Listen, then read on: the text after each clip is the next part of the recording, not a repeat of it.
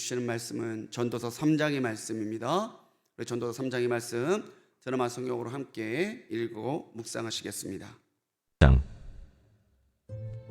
범사에 기한이 있고 천하만사가 다 때가 있나니 날 때가 있고 죽을 때가 있으며 심을 때가 있고 심은 것을 뽑을 때가 있으며 죽일 때가 있고 치료할 때가 있으며 헐 때가 있고 세울 때가 있으며 울 때가 있고 웃을 때가 있으며 슬퍼할 때가 있고 춤출 때가 있으며 돌을 던져버릴 때가 있고 돌을 거둘 때가 있으며 안을 때가 있고 안는 일을 멀리할 때가 있으며 찾을 때가 있고 잃을 때가 있으며 지킬 때가 있고 버릴 때가 있으며 찢을 때가 있고 꿰맬 때가 있으며 잠잠할 때가 있고 말할 때가 있으며 사랑할 때가 있고 미워할 때가 있으며 전쟁할 때가 있고 평화할 때가 있느니라.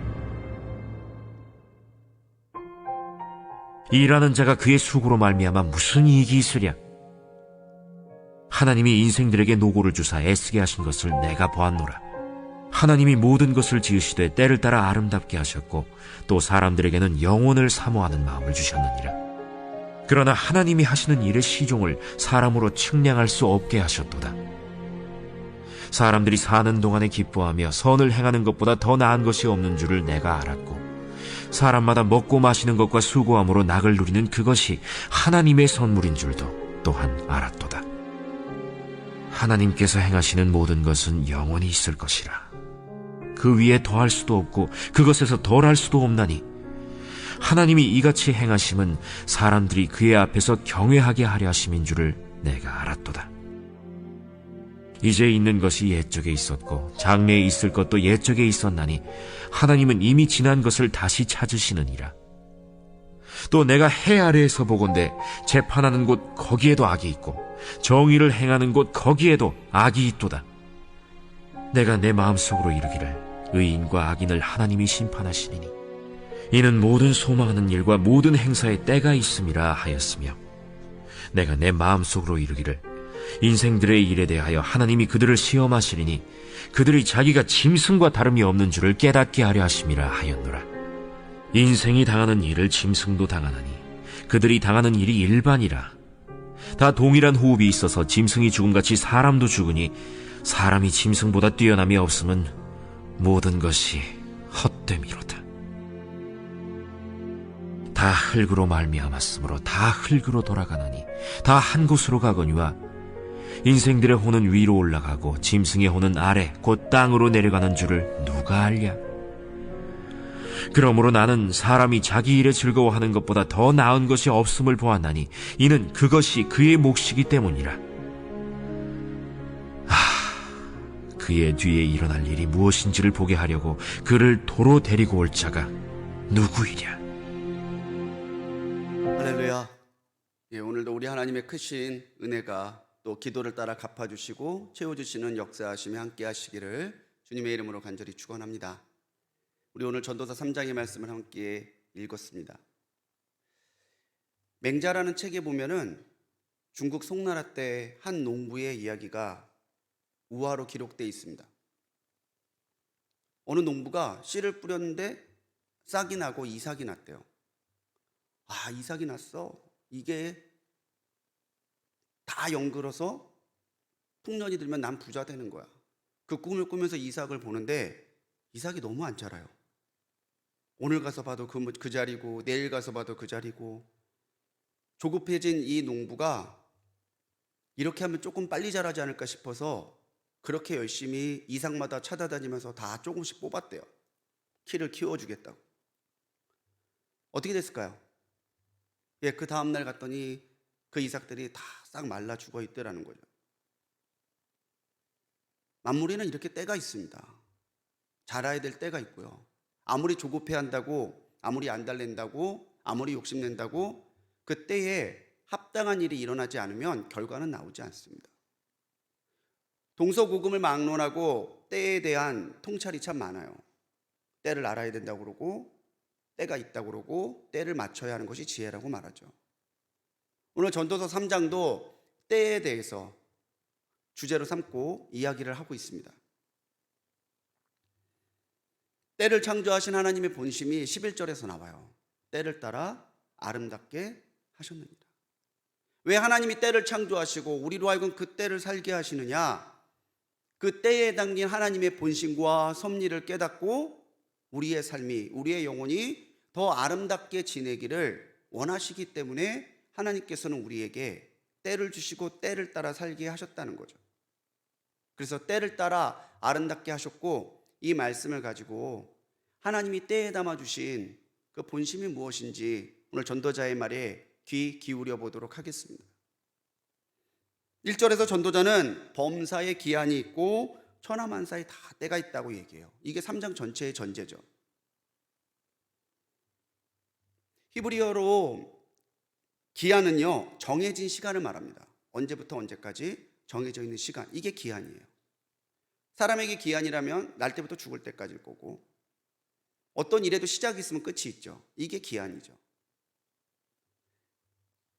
천하만사에 때가 있다고 그러는데, 때는요 어느 시점에서 특별한 일이 일어난 시점을 얘기해요. 우리 인생을 사는데 내가 기도한 것이 응답됐어요. 내가 은혜를 바라고 있는데 하나님이 내게 은혜를 주셨어요. 그때는 뒤에서 말하는 때인 거죠. 이게 헬라어로 번역된 성경을 보면은 좀 더 의미가 분명해집니다. 앞에 기한은요 크로노스라고 번역을 하고, 뒤에 때는 카이로스라고 번역을 해놨어요. 우리가 잘 알죠? 크로노스는 우리가 살고 있는 일상적인 시간입니다.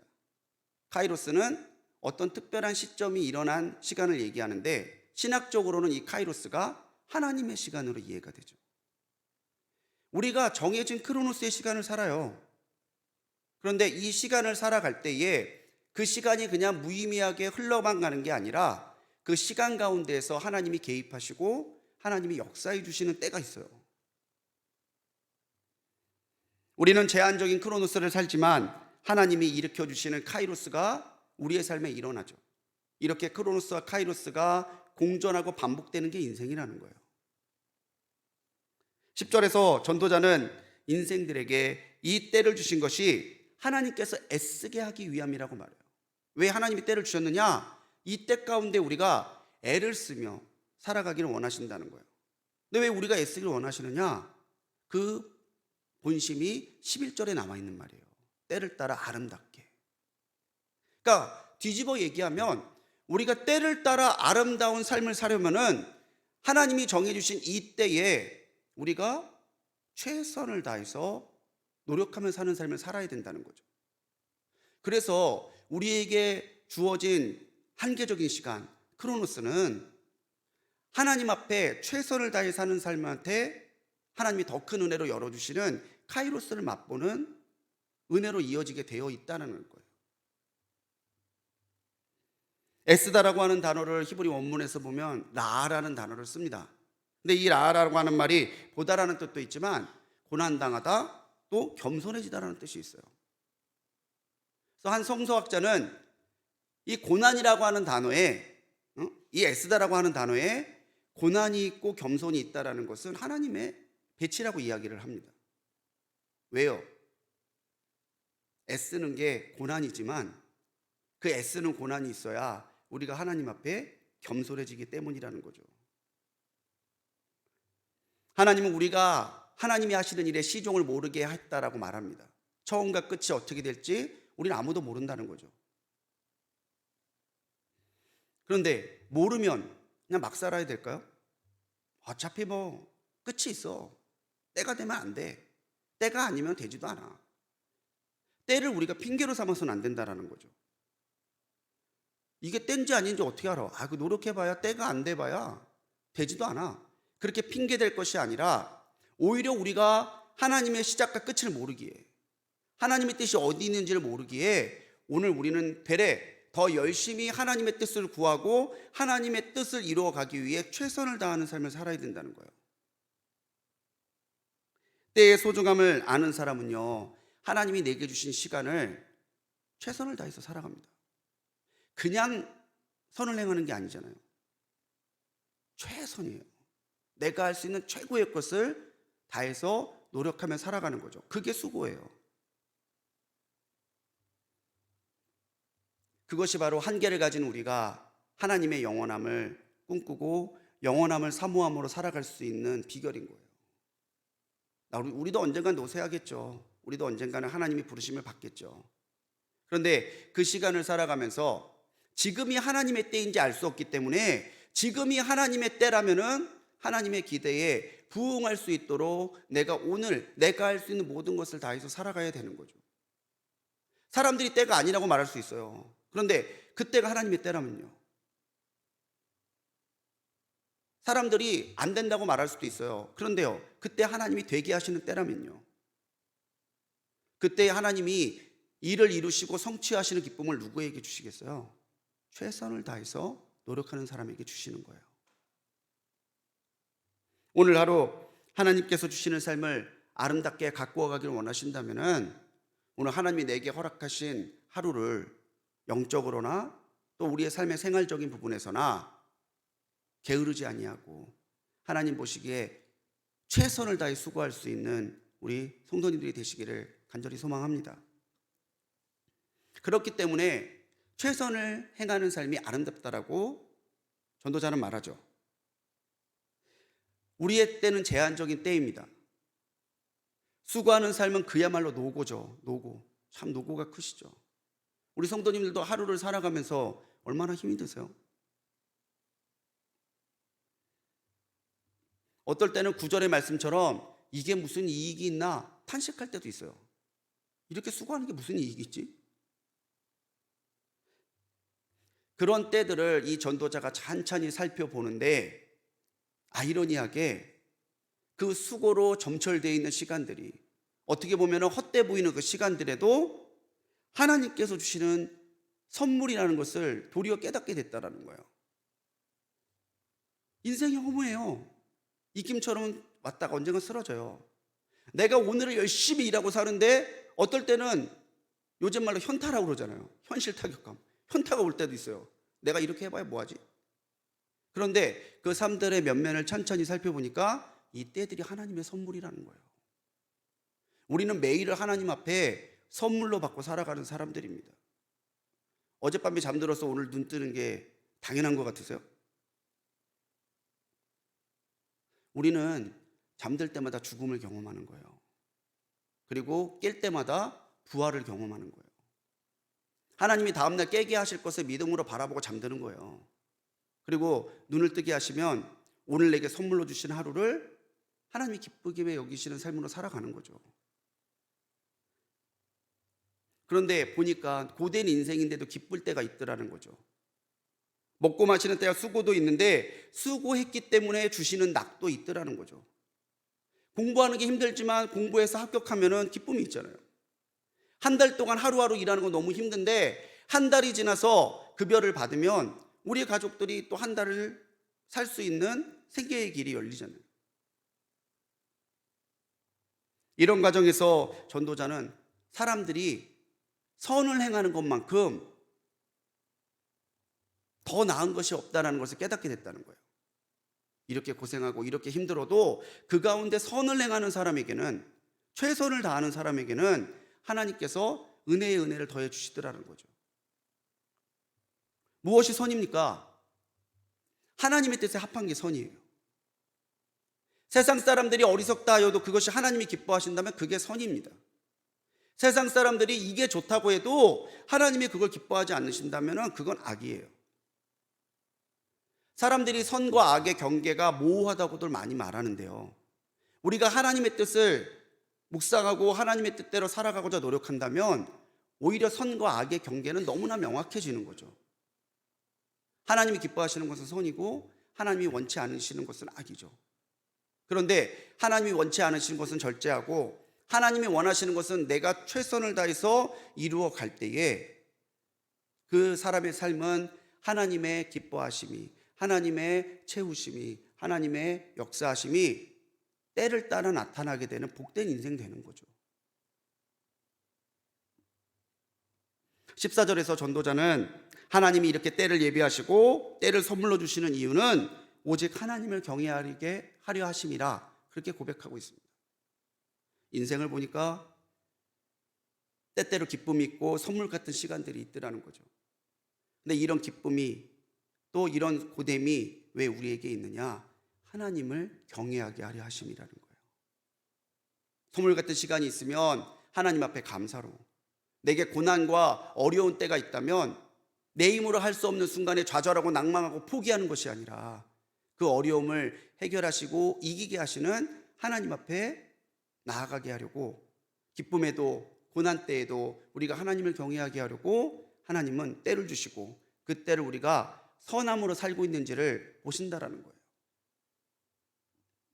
베드로전서 3장 17절에서 사도 베드로는 선을 행함으로 고난받는 것이 하나님의 뜻일진데 악을 행함으로 고난받는 것보다 나으니라 라고 말합니다.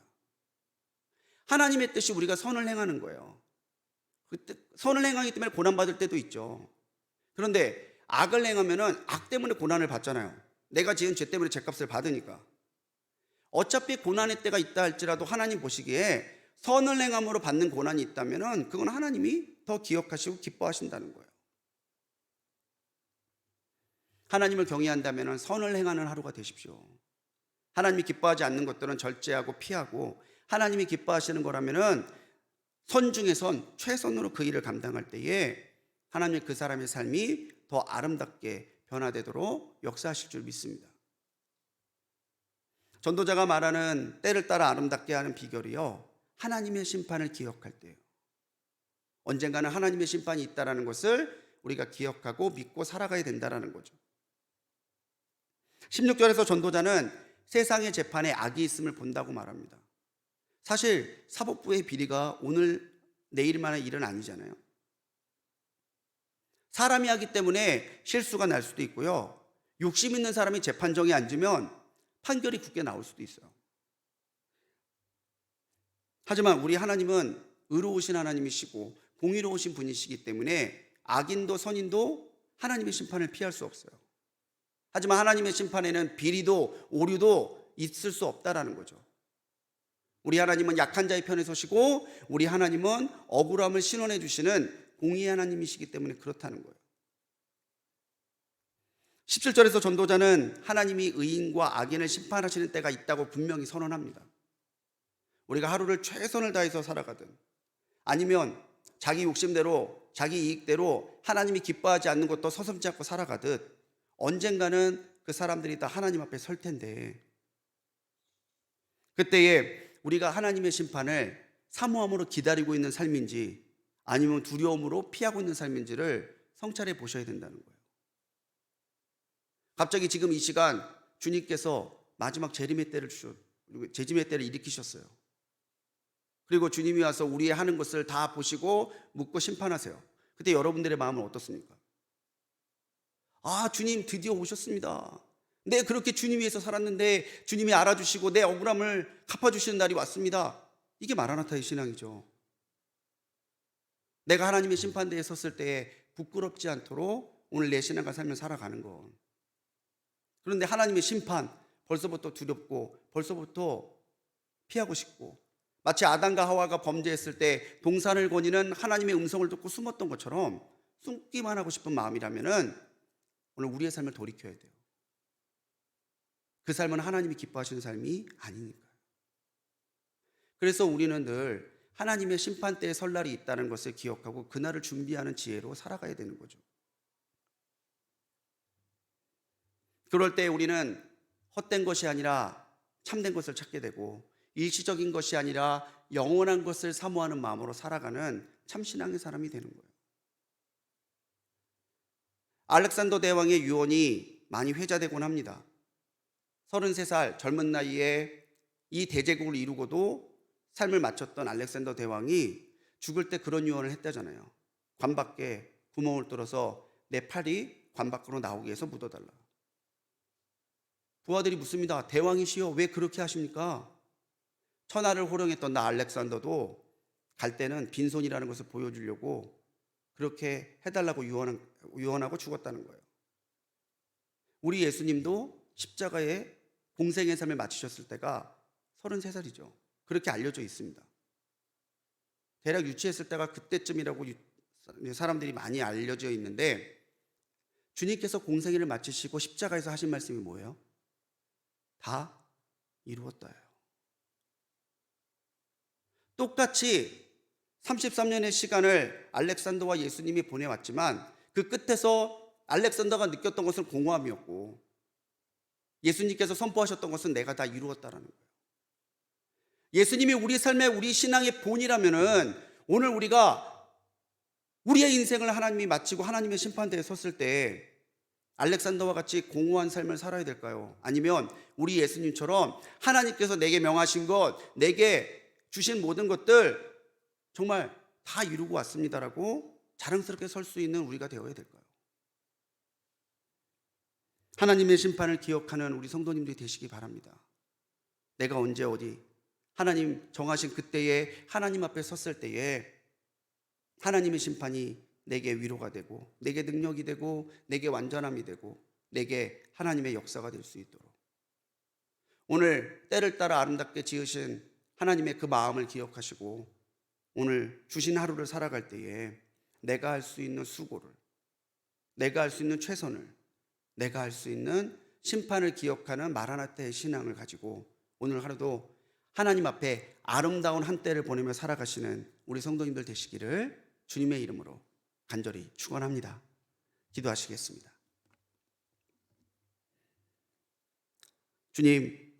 주님께서 주신 때를 살아가는 우리가 영원하신 하나님을 기억하며 살아가는 하루가 될 수 있도록 은혜 더하여 주시옵소서.